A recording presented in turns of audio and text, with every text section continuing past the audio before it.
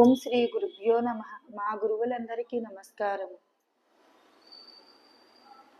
అంతటి కళ్ళు చెదిరే ఐశ్వర్య వైభవములలో ఓలలాడుతున్నప్పటికీ దశరథ మహారాజు అసంతృప్తితోనే ఉన్నాడు.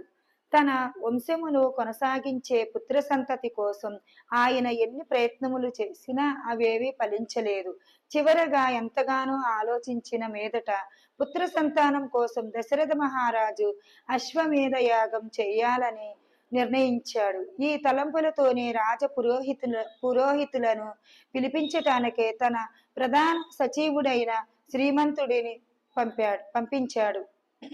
వశిష్ఠుడు వాసుదేవుల నాయకత్వంలో బ్రాహ్మణులు వచ్చి సమావేశం కాగా దశరథ మహారాజు వారిని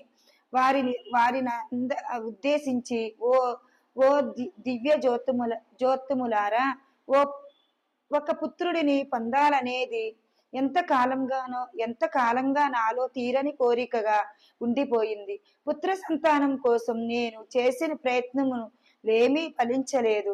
నాకు వారసుడంటూ లేకపోవడంతో ఇకపై ఏమాత్రము సంతోషమును నటించలేను.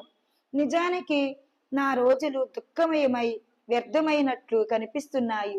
అందువలన ఎంతో జాగ్రత్తగా ఆలోచించిన మీదట దయాపూర్వకమైన మీ అనుమతితో అశ్వమేధ యాగం చేయాలన్న నిర్ణయమునకు వచ్చాను. మీరంతా సర్వశాస్త్ర